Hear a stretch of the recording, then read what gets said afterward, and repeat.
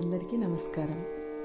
కార్తీక పురాణము 6వ అధ్యాయము దీపదాన విధి మహత్యం.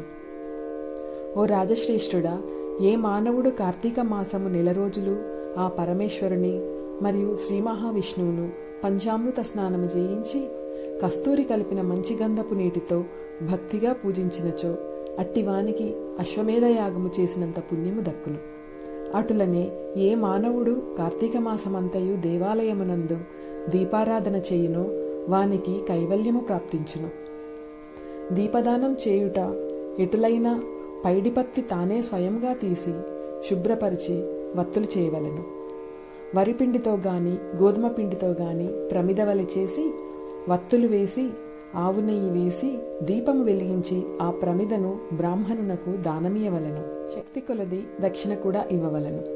ఈ ప్రకారముగా కార్తీక మాసమందు ప్రతిదినము చేసి ఆఖరి రోజున వెండితో ప్రమిదను చేపించి బంగారముతో వత్తును చేయించి ఆవు నెయ్యి నిండుగా పోసి వెనుక చేసిన ప్రకారంగా గోధుమ పిండితో ప్రమిదను చేసి ఆవు నెయ్యి పోసి దీపము వెలిగించి ఈ నెల రోజులు దానము చేసిన బ్రాహ్మణునికే ఇది కూడా దానము చేసిన సకల ఐశ్వర్యములు కలుగుటే కాక మోక్షప్రాప్తి కలుగును.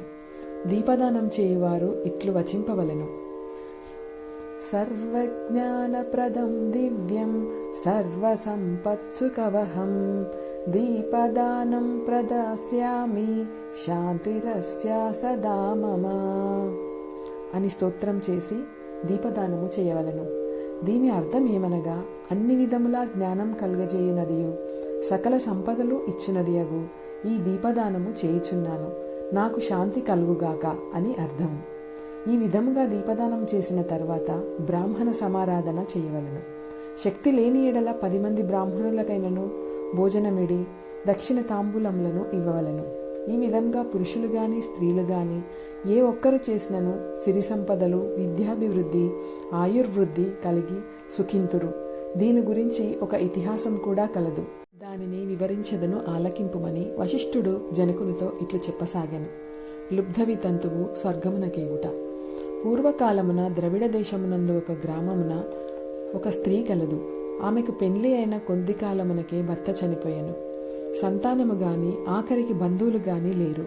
అందుచే ఆమె ఇతరుల ఇండ్లలో దాసీ పని చేయుచు అక్కడనే బిజించుచు ఒకవేళ వారి సంతోషము కొలది ఏమైనా వస్తువులు ఇచ్చిన ఎడల ఆ వస్తువులను ఇతరులకు హెచ్చు ధరకు అమ్ముకొనుచు ఆ విధంగా తన వద్ద పోగైన సొమ్మును వడ్డీలకు ఇచ్చి మరింత డబ్బును కూడబెట్టుకొనుచు దొంగలు దొంగిలించినా కూడా తీసుకువచ్చిన వస్తువులను కూడా తక్కువ ధరకు కొని ఇతరులకు ఎక్కువ ధరకు అమ్ముకొనుచు సొమ్మును కూడబెట్టుకొనుచుండెను. ఈ విధంగా కూడబెట్టిన ధనమును వడ్డీలకిస్తూ శ్రీమంతుల ఇండ్లలో దాసీ పనులు చేస్తూ తన మాటలతో వారిని మంచి చేసుకుని జీవించుచుండెను. ఎంత సంపాదించిననేమి ఆమె ఒక్క దినము కూడా ఉపవాసము గాని దేవుని మనసారా ధ్యానించుట గాని చేసి ఎరుగదు. పైగా వ్రతములు చేసే వారిని, తీర్థయాత్రలకు వెళ్లేవారిని చూసి అవహేళన చేసి ఏ ఒక్క భిక్షగానికిని పిడికెడు బియ్యము కూడా పెట్టక తాను తినక ధనమును కూడా కూడబెట్టుకునిచుండేది. అలా కొంతకాలం జరిగెను. ఒక రోజున ఒక బ్రాహ్మణుడు శ్రీరంగంలోని శ్రీరంగ నాయకులను సేవించుటకు బయలుదేరి మార్గమధ్యమున ఈ స్త్రీ ఉన్న గ్రామమునకు వచ్చి ఆ దినమున అక్కడొక సత్రములో మజిలీ చేసెను. అతడా గ్రామములోని మంచి చెడ్డలను తెలుసుకొని ఆ పిసినారి స్త్రీ సంగతి కూడా తెలుసుకొని ఆమె కడకు వెళ్ళి, అమ్మా, నా హితవచనములు ఆలకింపుము. నీకు కోపము వచ్చినా సరే నేను చెప్పుచున్న మాటలను ఆలకించుము. మన శరీరములు శాశ్వతములు కావు, నీటి బుడగల వంటివి. ఏ క్షణంలో మృత్యువు మనలను తీసుకొని పోవునో ఎవరూ చెప్పలేరు. పంచభూతములు సప్తధాతువులతో నిర్మించబడిన ఈ శరీరములోని ప్రాణము జీవము పోగానే చర్మము, మాంసము కుల్లి దుర్వాసన కొట్టి అసహ్యంగా తయారగును. అటువంటి ఈ శరీరాన్ని నీవు నిత్యమని భ్రమించుచున్నావు. అది అజ్ఞానంతో కూడిన దురాలోచన తల్లి. నీవు బాగా ఆలోచించుకునుము. అగ్నిని చూచి మిడత దానిని తిందామని భ్రమించి దగ్గరకు వెళ్ళి భస్మమగుచున్నది. అటులనే మానవుడు కూడా ఈ తను శాశ్వతమని నమ్మి అంధకారములో బడి నశించుచున్నాడు. కావున నా మాట ఆలకించి నీవు తినక ఇతరులకు పెట్టక అన్యాయంగా ఆర్జించిన ధనము ఇప్పుడైనా పేదలకు దాన ధర్మములు చేసి పుణ్యమును సంపాదించుకునుము. ప్రతిదినము శ్రీమన్నారాయణుని స్మరించి వ్రతాధికములు చేసి మోక్షమునందుము.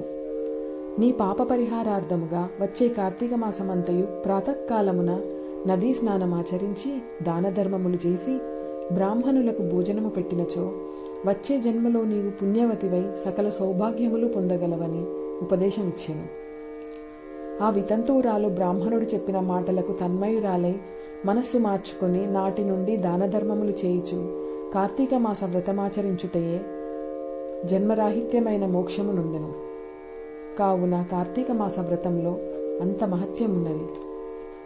ఇట్లు స్కాంద పురాణాంతర్గత వశిష్ఠ ప్రోక్త కార్తీక మహత్యమందలి 6వ అధ్యాయము 6వ రోజు పారాయణము సమాప్తం.